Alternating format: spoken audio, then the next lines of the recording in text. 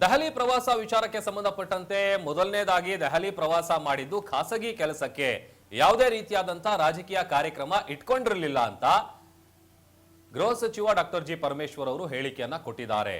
ರಾಜಕೀಯ ಅಜೆಂಡಾ ಇಟ್ಕೊಂಡಿರಲಿಲ್ಲ, ಮುಚ್ಚಿಡುವಂತದ್ದು ಏನು ಇಲ್ಲ ಇದರಲ್ಲಿ ಅಂತ ಬೆಂಗಳೂರಿನಲ್ಲಿ ಇದಕ್ಕೆ ಸಂಬಂಧಪಟ್ಟಂತೆ ಗೃಹ ಸಚಿವರು ರಿಯಾಕ್ಟ್ ಮಾಡಿದ್ದಾರೆ.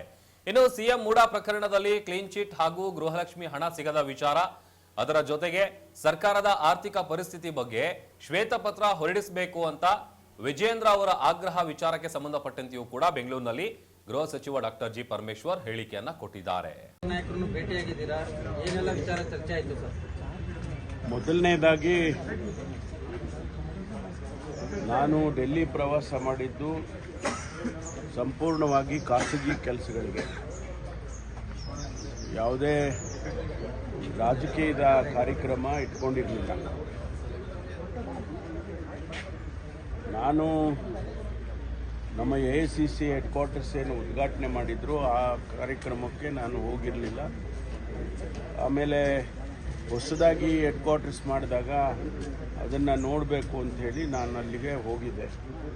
ಆ ಸಂದರ್ಭದಲ್ಲಿ ನಮ್ಮ general secretary headquarters Venugopal ಅವರಿದ್ದರು, ಅವ್ರನ್ನ ಮಾತಾಡಿಸ್ಕೊಂಡು ಬಂದೆ. ಅಷ್ಟು ಬಿಟ್ಟರೆ ಬೇರೆ ನಾನು ಯಾರಿಗೂ ಭೇಟಿನೂ ಮಾಡಿಲ್ಲ. ನಾನು ಯಾವುದೇ ರಾಜಕೀಯದ ಅಜೆಂಡಾ ಇಟ್ಟುಕೊಂಡು ನಾನು ಹೋಗಿರಲಿಲ್ಲ. Thanks to all of you. ನಿಮಗೆಲ್ಲ ಅಭಿನಂದನೆ ಹೇಳ್ತೀನಿ. ನಿಮ್ಮ ದೃಷ್ಟಿಕೋನದಲ್ಲಿ ವ್ಯಾಖ್ಯಾನ ಮಾಡಿದ್ದೀರಾ, ಧನ್ಯವಾದಗಳು. ಆದರೆ ನಾನು ಅಂಥದ್ದು ಯಾವುದೇ ಬೆಳವಣಿಗೆ ಇಲ್ಲ, ನಾನು ಅಂಥದ್ದು ಯಾವುದೂ ಕೂಡ ಅವ್ರ ಜೊತೆ ಮಾತನಾಡಿಲ್ಲ. ಮುಚ್ಚಿಡೋ ಅಂಥದ್ದು ಏನಿಲ್ಲ. ಇಲ್ಲಿ ನಿಮ್ಮ ಹತ್ರ ಮಾತಾಡಿ ಅಥವಾ ಜನಸಮುದಾಯಕ್ಕೆ ಗೊತ್ತಾಗುವಂಥ ವಿಚಾರಗಳೇ ರಾಜಕೀಯ. ಆದ್ದರಿಂದ ಮುಚ್ಚಿಡೋ ಅಂಥದ್ದು ಏನೂ ಇಲ್ಲ. ನಾವು ಒಂದು ವೇಳೆ ಆ ರೀತಿ ಏನಾದರೂ ಮಾತನಾಡಿದರೆ, ಆ ರೀತಿ ಅಜೆಂಡಾ ಇಟ್ಕೊಂಡು ನಾನು ಹೋಗಿದ್ರೆ ಅದನ್ನು ನಿಮ್ಮ ಜೊತೆಯಲ್ಲಿ ಹಂಚ್ಕೊಳ್ಳೋಕ್ಕೆ ನನಗೇನು ಅಂಜಿಕೆ ಇಲ್ಲ. ಆದರೆ ಅಂಥದ್ದು ಯಾವುದೂ ಕೂಡ ಅಧ್ಯಕ್ಷರ ಬದಲಾವಣೆ ವಿಚಾರ ಇರ್ಬೋದು, ಮುಖ್ಯಮಂತ್ರಿಗಳ ವಿಚಾರ ಇರ್ಬೋದು, ಅವೆಲ್ಲವನ್ನು ಕೂಡ ಯಾವುದನ್ನು ನಾನು ಎಲ್ಲಿಯೂ ಮಾತನಾಡಿಲ್ಲ. ಇದು ನಿಮಗೆ ಅದು ಗಮನಕ್ಕೆ ಇರಲಿ ಅಂತೇಳಿ ನಾನು ಹೇಳೋದಕ್ಕೆ ಬಯಸ್ತೇನೆ. ಮತ್ತು ಇಲ್ಲ, ಯಾವುದನ್ನು ಮಾತಾಡಿಲ್ಲ ಅಂದರೆ ಅದು ಬರಲ್ವಲ್ಲ. ಶೋಷಿತ ಸಮಾವೇಶ ಮಾಡೋದ್ರ ಬಗ್ಗೆನೂ ಕೂಡ ನಾನು ಮಾತಾಡಿಲ್ಲ, ರಾಜಕೀಯನೇ ಮಾತಾಡಿಲ್ಲ. ನಾನು ಕರ್ಟಸಿ ಕಾಲು ಅಲ್ಲಿ ಇದ್ದಾರೆ ಅಂತ, ನಾನು ಹೋದಾಗ ಯಾರ್ಯಾರು ಜನರಲ್ ಸೆಕ್ರೆಟರಿಸ್ಗಳಿದ್ದಾರೆ, ಹೊಸದಾಗಿ ಕಚೇರಿ ಇದೆ, ಭಾಳ ಚೆನ್ನಾಗಿ ಮಾಡಿದ್ದಾರೆ, ಯಾರಿದ್ದಾರಪ್ಪ ಅಂತ ಕೇಳಿದಾಗ ಅವರು GSO ಇದ್ದಾರೆ ಅಂದರು. ಸ್ವಾಭಾವಿಕವಾಗಿ ನಾವು ಅವ್ರನ್ನ ಭೇಟಿ ಮಾಡ್ತೀವಿ. ಭೇಟಿ ಮಾಡಿ ಒಂದು 10-15 ಮಿನಿಟ್ಸ್ ಕೂತ್ಕೊಂಡು ಮಾತಾಡ್ಕೊಂಡು ಬಂದಿದ್ದೇನೆ. ಆ ರೀತಿ ನನಗೆ ಅಜೆಂಡಾ ಇದ್ದರೆ ನಾನು ಸೋನಿಯಾ ಗಾಂಧೀಜಿಯವ್ರನ್ನ, ರಾಹುಲ್ ಗಾಂಧೀಜಿಯವ್ರನ್ನ, ಅಧ್ಯಕ್ಷರು ಖರ್ಗೆ ಅವ್ರನ್ನ ಎಲ್ಲರನ್ನೂ ಭೇಟಿ ಮಾಡ್ತಿದ್ದೆ. ಅಂಥ ಅಜೆಂಡಾ ನಾನು ಯಾವುದನ್ನು ಇಟ್ಕೊಂಡು ಹೋಗಿರಲಿಲ್ಲ. ಇದು ನಿಮ್ಮ ಸ್ಪಷ್ಟೀಕರಣ ನಿಮಗೆ ಕೊಡೋದಕ್ಕೆ ಬಯಸ್ತಾ ಇದ್ದೀನಿ. ಪರಿಸ್ಥಿತಿ ಏನಿದೆ ಮಾಡೋಣ, ಸಂದರ್ಭ ಬಂದರೆ ಮಾಡ್ತೀವಿ. ಮಾನ್ಯ ಮುಖ್ಯಮಂತ್ರಿಗಳು ಈಗಾಗಲೇ ಬಡ್ಜೆಟ್ ಡಿಸ್ಕಷನ್ಸ್ ನಡೆಸ್ತಾ ಇದ್ದಾರೆ. ಇನ್ನೇನು ಅಂತಿಮ ಆಗ್ತದೆ. 7ನೇ ತಾರೀಕು ಬಡ್ಜೆಟನ್ನು, ರಾಜ್ಯಕ್ಕೆ ಬಡ್ಜೆಟ್ 16ನೇ ಬಡ್ಜೆಟನ್ನು ಮಂಡಿಸ್ತಾ ಇದ್ದಾರೆ ಅವರು. ಆ ಸಂದರ್ಭದಲ್ಲಿ ನಮಗೆ ಯಾವ ರೀತಿ ರಾಜ್ಯಕ್ಕೆ ಕೊಡ್ತಾರೆ ಅನ್ನೋದನ್ನು ನಾನು ಕಾದು ನೋಡೋಣ. ನಾವು ಈಗ ಹಳೆ ಬಿಲ್ಗಳು ಕೊಟ್ಟು, ಗ್ಯಾರಂಟಿಗಳನ್ನು ಕೊಟ್ಟು, ಡೆವಲಪ್ಮೆಂಟನ್ನು ಮಾಡಿಕೊಂಡು ಬರ್ತಾ ಇದ್ದೇವೆ. ನಿಜ, ಈ ಫೈನಾನ್ಷಿಯಲ್ ಇರೆಗ್ಯುಲಾರಿಟೀಸಲ್ಲಿ ಇರುವಾಗ ಫೈನಾನ್ಷಿಯಲ್ ಇರೆಗ್ಯುಲಾರಿಟಿ ಇರುವಾಗ ಅದನ್ನು ಸರಿಪಡಿಸೋಳಕ್ಕೆ ನಮ್ಗೆ ಸ್ವಲ್ಪ ಸಮಯ ಹಿಡಿದಿದೆ. ಅದನ್ನು ಮಾಡ್ತಾ ಇದ್ದೀವಿ. ಸಹಜವಾಗಿ ರಾಜ್ಯದಲ್ಲಿ ಆಗ್ತಾ ಇರ್ತಕ್ಕಂಥ ಗೊಂದಲಗಳ ಬಗ್ಗೆ ಪ್ರಸ್ತಾಪ ಆದೇ ಆಗುತ್ತಿತ್ತು ಅನೌಪಚಾರಿಕ ಚರ್ಚೆ ಸಂದರ್ಭದಲ್ಲಿ.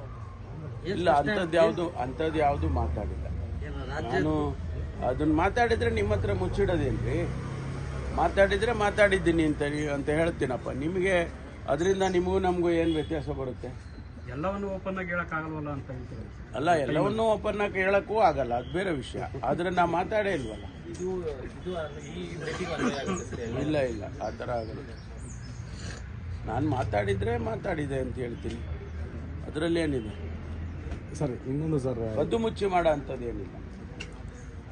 ಈ ಪೊಲೀಸದ್ದು ವಯೋಮಿತಿ ಸರ್ 27ರಿಂದ 33ಕ್ಕೆ CM ಈಗ ಆಲ್ರೆಡಿ ಹೇಳಿದಾರಂತೆ. ಬಟ್ ಇವತ್ತು ಕ್ಯಾಬಿನೆಟಲ್ಲಿ ಏನಾದ್ರು ಚರ್ಚೆ ಆಗ್ಬೋದು ಸರ್? ಇಲ್ಲ, ಸಬ್ಜೆಕ್ಟ್ ಯಾವುದು ನಮ್ಮ ಇಲಾಖೆದು ಯಾವುದು ಸಬ್ಜೆಕ್ಟ್ ಇಲ್ಲ ಇವತ್ತು. ಅಡಿಷನಲ್ ಅಜೆಂಡಾದಲ್ಲಿ ಏನಾದರೂ ಬಂದರೆ ಚರ್ಚೆ ಮಾಡ್ತೀವಿ. ಬಟ್ ನಮ್ಮಲ್ಲಿ ಯಾವುದು ಕೂಡ ಆ ರೀತಿ ಸಬ್ಜೆಕ್ಟ್ ಯಾವುದು ಇಲ್ಲ ನಮ್ಮ ಡಿಪಾರ್ಟ್ಮೆಂಟಲ್ಲಿ. ಸರ್, ಮೂಡ ಕೇಸಲ್ಲಿ CM ಅವರಿಗೆ ಕ್ಲೀನ್ ಚಿಟ್. ಬಿಜೆಪಿ ಆರೋಪ ನಾವು ಮೊದಲೇ ಹೇಳಿದ್ವಿ, ಲೋಕಾಯುಕ್ತ ಇದೇ ತನಿಖೆ ಆಗುತ್ತೆ ಅಂತ. ಸೊ ಅದೇ ಬಂದಿದೆ, CBI ಕೊಡಬೇಕು ಅಂತ ಒತ್ತಡವನ್ನು ಬಿಜೆಪಿ ಮಾಡ್ತಿದೆ. ಅಲ್ಲ, ಅವರು CBI ಕೊಡೋ ವಿಚಾರದಲ್ಲಿ ಈಗಾಗಲೇ ಹೈಕೋರ್ಟ್ ಆದೇಶ ಮಾಡಿದ್ದಾರೆ. CBI ಕೊಡೋ ಅಗತ್ಯ ಇಲ್ಲ, ಲೋಕಾಯುಕ್ತದವರು ತನಿಖೆ ನಡೆಸ್ತಾ ಇದ್ದಾರೆ. 2 ಏಜೆನ್ಸೀಸು ಒಂದೇ ಸಬ್ಜೆಕ್ಟ್ನಲ್ಲಿ ತನಿಖೆ ಮಾಡತಕ್ಕಂಥದ್ದು ಆಗಬಾರ್ದು, ಅದು ಕಾನೂನಿಗೆ ವಿರುದ್ಧ ಅಂಥೇಳಿ ಅವರು ಹೇಳಿದ್ದಾರೆ. ಅದು CBI ವಿಚಾರ. ಅದು ಎರಡನೇದು, ಲೋಕಾಯುಕ್ತದವರು ಕ್ಲೀನ್ ಚಿಟ್ ಕೊಟ್ಟಿದ್ದಾರೆ ಅಂತ ಹೇಳಿದ್ರೆ ಅವರ ತನಿಖೆ, ಹಾಗಾದರೆ ಅವ್ರ ತನಿಖೆನೇ ಪ್ರಶ್ನೆ ಮಾಡ್ತಾ ಇದ್ದಾರೆ BJPಯವರು. ಮಾಡ್ತಿದ್ದಾರೆ ತನಿಖೆ ಅವರಿಗೆ ಸಿಕ್ಕಿದ ಸಾಕ್ಷ್ಯಾಧಾರದ ಮೇಲೆ ಅವರು ತೀರ್ಮಾನ ಮಾಡಿದ್ದಾರೆ.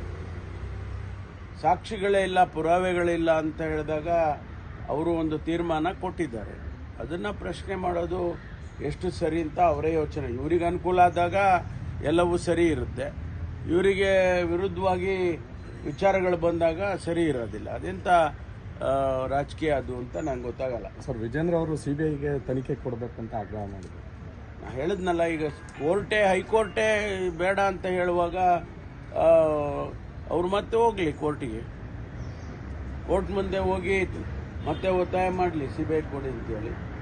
ಈಗಾಗಲೇ ಕೋರ್ಟ್ ತೀರ್ಮಾನ ಮಾಡಿದೆ CBI ಅಗತ್ಯ ಇಲ್ಲ ಅಂತೇಳಿ. ಮತ್ತು ಅದನ್ನೇ ಮಾತಾಡ್ತಾ ಇದ್ರೆ ಅದಕ್ಕೇನು ಅರ್ಥ ಇದೆ? ಸರ್, ಹೈಕೋರ್ಟ್ ಹೇಳ್ಬೇಕಾದ್ರೆ ತನಿಖೆ, ಲೋಕಾಯುಕ್ತ ತನಿಖೆ ಹೇಳಬೇಕಾದಾಗ ಹೌದು ಇಲ್ಲಿ ಲೋಪ ಆಗಿರುವಂತಹ ಅಂಶಗಳು ಮೇಲ್ನೋಟ ಕಾಣಬರುತ್ತಿದೆ ಅಂತ ಜಡ್ಜ್ಮೆಂಟ್ ಅಲ್ಲಿ ಹೇಳಿತ್ತು. ಲೋಕಾಯುಕ್ತದವರು ಹೇಳ್ತಾರೆ ಸಾಕ್ಷಿನೇ ಇಲ್ಲ ಅನ್ನುವಂಥದ್ದು. ಅನುಮಾನ ಬರಲ್ವಾ ಇದಕ್ಕೆ ಅನ್ನುವಂಥದ್ದು? ಮೇಲ್ನೋಟಕ್ಕೆ ಕಂಡು ಬರ್ತಾ ಇದೆ ಎಂದಾಗ ಅದನ್ನು ತನಿಖೆ ಮಾಡೋಕ್ಕೋಸ್ಕರ ತಾನೇ ಕೊಟ್ಟಿದ್ದವರು. ಲೋಕಾಯುಕ್ತದವರೇ ತನಿಖೆ ಮಾಡಬೇಕು ಅಂತ ಅವರು ಹೇಳಿದ್ದಲ್ವಾ? ಸೊ ತನಿಖೆ ಮಾಡಿದ್ದಾರೆ. ತನಿಖೆನಲ್ಲಿ ಇಲ್ಲಪ್ಪ, ಮೇಲ್ನೋಟಕ್ಕೆ ನೀವು ಅಂದ್ಕೊಂಡಿದ್ರೆ ಅದಿಲ್ಲ ಅಂತ ಹೇಳಿದ್ದಾರೆ. ಸರ್ಕಾರದ ಅಂಡರಲ್ಲಿ ಇರುವಂಥದ್ದು ಇನ್ನು ಏನನ್ನು ನಿರೀಕ್ಷೆ ಮಾಡೋಕ್ಕಾಗುತ್ತೆ ನೋಡಿ, it is an independent body. ಸರ್ಕಾರದಲ್ಲಿ ಹೆಂಗೆ ಅಂಡರ್ ಇರುತ್ತೆ? ಏನು ಡೇ ಟು ಡೇ ಅಡ್ಮಿನಿಸ್ಟ್ರೇಟಿವ್ ಇದರಲ್ಲಿ ಅಥವಾ ಅವರ ಕೆಲಸ ಕಾರ್ಯಗಳಲ್ಲಿ ಸರ್ಕಾರ ಏನಾದರೂ ಕೂಡ ಡೈರೆಕ್ಷನ್ ಕೊಡುತ್ತಾ? ಅಥವಾ ಸರ್ಕಾರ ಈ ರೀತಿ ಮಾಡಿ ಆ ರೀತಿ ಮಾಡಿ ಅಂತ ಹೇಳೋಕ್ಕಾಗುತ್ತಾ? It's an independent body. Lokayukta is an independent body. CM 5 ವರ್ಷ ಪೂರೈಸಬೇಕು, CM ಮುಂದುವರಿಬೇಕು ಅನ್ನೋ ದನಿಗೆ ಈ ಒಂದು ಲೋಕಾಯುಕ್ತ ಕ್ಲೀನ್ ಚಿಟ್ ರೀತಿ ಬಲ ತುಂಬುತ್ತಾ ಸರ್? ಅದ್ರ ಬಗ್ಗೆ ನಾನು ಹೇಳಿದ್ನಲ್ಲ, ರಾಜಕೀಯದ ಪ್ರಶ್ನೆಗಳಿಗೆ ಉತ್ತರ ಕೊಡೋದು ಇಲ್ಲ, ರಾಜಕೀಯದ ಪ್ರಶ್ನೆಗಳು ಮಾತಾಡೋದು. ಲೋಕಾಯುಕ್ತ ಕ್ಲೀನ್ ಚಿಟ್ ಅದಾಯ್ತಲ್ಲ, ಅದನ್ನ ನೀವು ಹಿಂಗ್ ಬೇಕು ಹಂಗ್ ತಿರುಗಿಸ್ಕೊಳ್ಳಿ.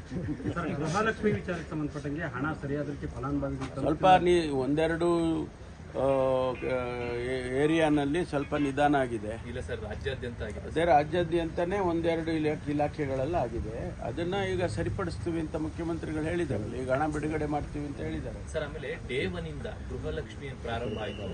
ಪ್ರತಿ ತಿಂಗಳಿಗೆ ಹಾಕಿದ ಉದಾಹರಣೆನೇ ಇಲ್ಲ. 2 ತಿಂಗಳು ಇಲ್ಲ ಸರ್, ಕೆಲವು ಕಡೆ ಹಾಕ್ತಾ ಇದ್ದಾರೆ, ಕೆಲವು ಕಡೆ ನಿಧಾನ ಆಗಿದೆ. ಅದನ್ನೆಲ್ಲ ಸರಿಪಡಿಸ್ಕೊಳ್ತೀವಿ. It's a first program. ನಾವು ಇದನ್ನ ಬಹಳ ಏನೋ ಒಂದು ಫ್ಲಾಗ್ಶಿಪ್ ಪ್ರೋಗ್ರಾಮ್ ಥರ ಈ 5 ಗ್ಯಾರಂಟಿನ ಕೊಡೋದ್ರಲ್ಲಿ ಕೊಟ್ಕೊಂಡು ಬರ್ತಾ ಇದ್ದೀವಿ. ಒಂದೆರಡು ಬಾರಿ ನಿಧಾನ ಆಗಿದೆ, ಇಲ್ಲ ಅಂತಲೂ ಹೇಳೋದಿಲ್ಲ. ಅದನ್ನು ಸರಿಪಡಿಸ್ಕೊಂಡು ಮುಂದೆ ಎಲ್ಲ ಸಿಸ್ಟಮೆಟೈಸ್ ಮಾಡ್ತೀವಿ. ಚುನಾವಣೆ ಸಂದರ್ಭದಲ್ಲಿ ಮಾತ್ರ ಗ್ಯಾರಂಟಿ ಇರುತ್ತೆ, ಆಮೇಲೆ ಉಳಿದ ಸಮಯದಲ್ಲಿ ಅದೆಲ್ಲ ಇಲ್ಲ. ನೋಡಿ, ಚುನಾವಣೆಗೆ ಏನು ಹೇಳಿದ್ವೋ ಅದನ್ನು ಇಂಪ್ಲಿಮೆಂಟ್ ಮಾಡಿದ್ದೀವ ಇಲ್ವಾ? ಸ್ವಲ್ಪ ನಿಧಾನ ಆಗಿರ್ಬೋದು. ಈ ಫೈನಾನ್ಷಿಯಲ್ ಇದನ್ನು ಮಾಡುವಾಗ ಸ್ವಲ್ಪ ನಿಧಾನ ಆಗಿದೆ. ಎಷ್ಟು ಲಕ್ಷ ಕೋಟಿ ಅವರು ಬಿಲ್ಗಳು ಬಿಟ್ಟು ಹೋಗಿದ್ರು ಹಿಂದಿನ ಸರ್ಕಾರದವರು. ಲಕ್ಷಾಂತರ ಕೋಟಿ ಬಿಲ್ಗಳನ್ನು ಹಾಗೆ ಪಾವತಿ ಮಾಡದೆ ಹೋಗಿದ್ರು. ಅದನ್ನೆಲ್ಲವನ್ನು ಕೂಡ ಈಗ ನಾವು ಕೊಟ್ಟಿದ್ದೇವೆ. ಹಣಕಾಸಿನ ಮ್ಯಾನೇಜ್ ಮಾಡ್ತಕ್ಕಂಥದ್ದು ಅಷ್ಟು ಸುಲಭವಾಗಿ ಇರೋದಿಲ್ಲ. ಅದನ್ನು ಮ್ಯಾನೇಜ್ ಮಾಡಿಕೊಂಡು ಇಲ್ಲಿವರೆಗೂ ಯಾವುದೇ ಓವರ್ ಡ್ರಾಫ್ಟಿಂಗ್ ಮಾಡದೆ ಹಣಕಾಸಿನ ವ್ಯವಹಾರವನ್ನು ಮಾಡ್ಕೊಂಡು ಬರ್ತಾ ಇದ್ದೀವಿ. ಸ್ವಲ್ಪ ಹೆಚ್ಚು ಕಡಿಮೆ ಆಗುತ್ತೆ. ಅದನ್ನು ನಾನು ಜನರಲ್ಲಿ ಮನವಿ ಮಾಡ್ಕೊಳ್ತೇನೆ, ಸರ್ಕಾರದ ಪರವಾಗಿ ಅದನ್ನು ಸರಿಪಡಿಸ್ಕೊಡ್ತೇವೆ ಅಂತ. CM ಮತ್ತು AICC ಹೆಸರು ದುರ್ಬಳಕೆ ವಿಚಾರವಾಗಿ ರಾಜಣ್ಣ ಮತ್ತು DK ಶಿವಕುಮಾರ್ ನಡುವೆ ಆರೋಪ ಪ್ರತ್ಯಾರೋಪ ನಡೀತಾ ಇದೆ ಸರ್. ಒಬ್ಬ ಹಿರಿಯ ನಾಯಕರಾಗಿ ಏನು ಹೇಳ್ತೀರಾ? ನಾನೇನು ಹೇಳಲ್ಲ. ಅಲ್ಲ ಹೈಕಮಾಂಡ್ ನಾನು ಹೇಳಿದಿಲ್ರಿ, ರಾಜಕೀಯದ ಪ್ರಶ್ನೆಗಳನ್ನ ಕೇಳಕ್ ಹೈಕಮಾಂಡ್ ಮಧ್ಯ ಪ್ರವೇಶ ಹೋಗ್ಬೇಡಿ ಮಾಡ್ಬೇಕಂತಾರೆ. ಪ್ಲೀಸ್. ರಾಜಕೀಯದ ಪ್ರಶ್ನೆಗಳನ್ನ ಕೇಳಕ್ ಹೋಗ್ಬೇಡಿ. ಆಮೇಲೆ ಇನ್ನೊಂದು, ನೀವು ಸ್ವಲ್ಪ ಬದಲಾಯಿಸ್ಕೊಳ್ಳಿ. ನೀವು ನಿಮ್ಮ ವಿಚಾರಗಳನ್ನ ಸ್ವಲ್ಪ ನೀವು ಮೀಡಿಯಾದವರು ಒಂಚೂರು ಬದಲಾಯಿಸ್ಕೋಬೇಕು. ಅವ್ರು ಹೇಳಿದ್ರು ನೀವೇನು ಹೇಳ್ತೀರಿ, ನೀವೇನು ಹೇಳಿದ್ರು ಅವ್ರೇನು ಹೇಳ್ತೀರಿ, ಇವೆಲ್ಲ ಸ್ವಲ್ಪ ಬದಲಾಯಿಸ್ಕೊಳ್ಳಿ. ಸ್ಟ್ರೈಟ್ ಫಾರ್ವರ್ಡ್ ಕ್ವಶನ್ಸ್ ಕೇಳಿ ಉತ್ತರ ಕೊಡ್ತೀವಿ. ಅದನ್ನ ನೀವು ಪ್ರತಿಕ್ರಿಯೆ ಬೇಕಾಗಿಲ್ಲ, ಅದನ್ನ ನೀವು ಕೇಳಬಾರ್ದು. ಸರ್ ಈಗ ಶ್ವೇತಪತ್ರ ಮಂಡಿಸಬೇಕು ಈ ವಿಚಾರವಾಗಿ.